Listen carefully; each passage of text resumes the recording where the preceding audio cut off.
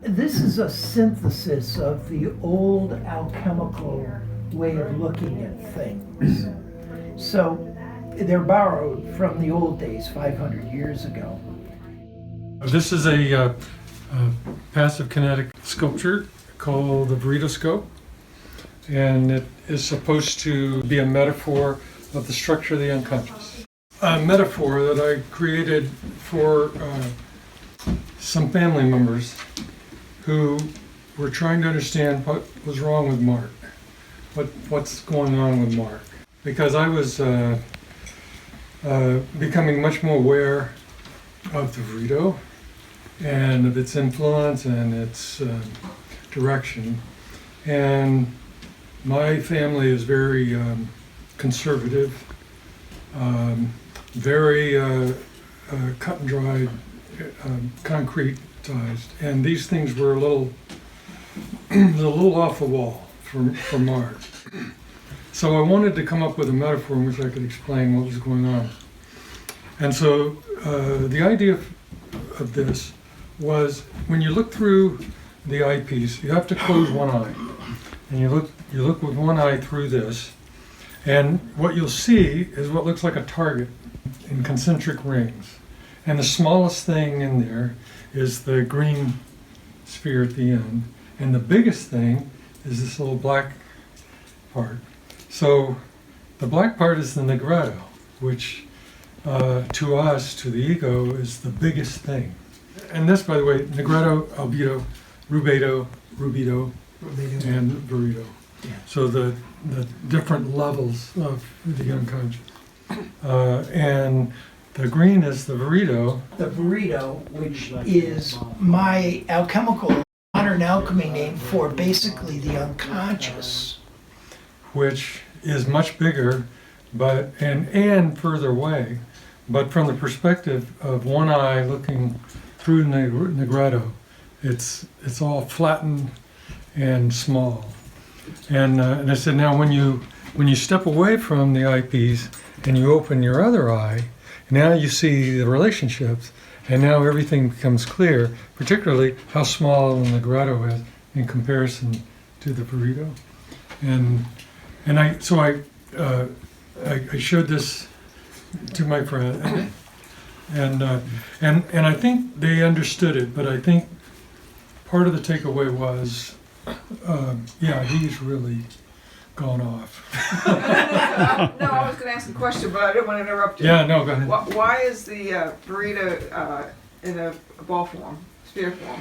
Yeah, so that's the other part. These are also circular, but they're circular in a linear way, and the burrito is circular, but it surrounds. It moves in all directions. So these tend to move in one direction. That the burrito tends to move in many directions.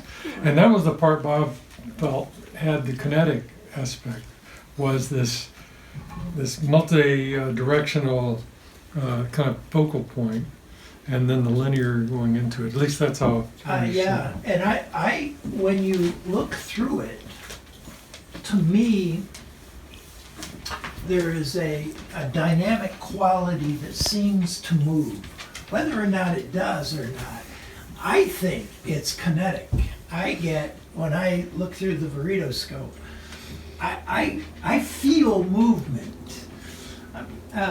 So see what you think. I mean, it's experiential. This is what the weekend's all about, is the experience of it. So. Now, one thing that fails on this particular model is that these things should be phosphorescent on their own. They should be emitting their own light, so that when you look through, there's no shadows. The shadows tend to give you a sense of depth, just intuitively. So it kind of spoils the flattening effect, but at the same time, still, you can still see it.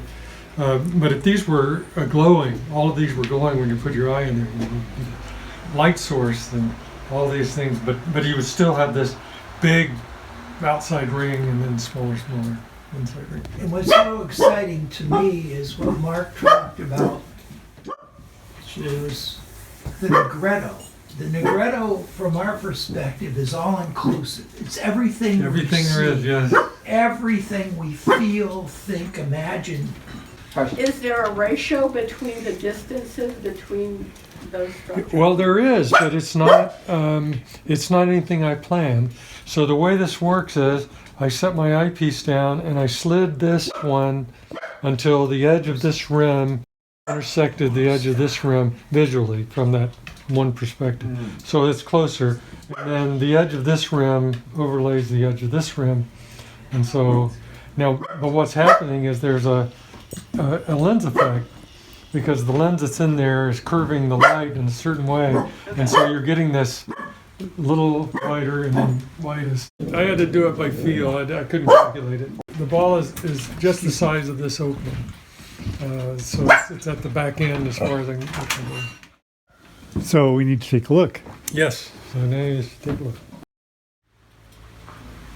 It almost seems like the burrito is an eyeball looking back at me. Well, that's true. The light spot on it. That's right. Yeah. That's great. That's great. And you can reach the albedo experience from either the Negretto or the burrito. And that's the beauty of Jung's dream is he got to the albedo experience through his dream. In other words, from the burrito, he got to the albedo. Most people go from the Negretto to the albedo, but in Jung's case, he went there from his dream, the unconscious, the burrito, to the albedo. And that's what's exciting about his green dream and Mark's creation of it. Because there he was transformed from his dream life that he brought back into the life of his reality. And the subsequent efforts for the rest of his life was the articulation of what he experienced in that dream. And then beyond the albedo is the other world of the rubedo, and I haven't addressed that or attempted to. I'd keep it as simple as I can with regard to the individuation journey. But certainly the albedo is reachable by all of us. We have to open ourselves to mystery and consciousness, but it's not an elite thing. I mean, you can get there, you've just got to be creative. The vehicle is the creative. Yes?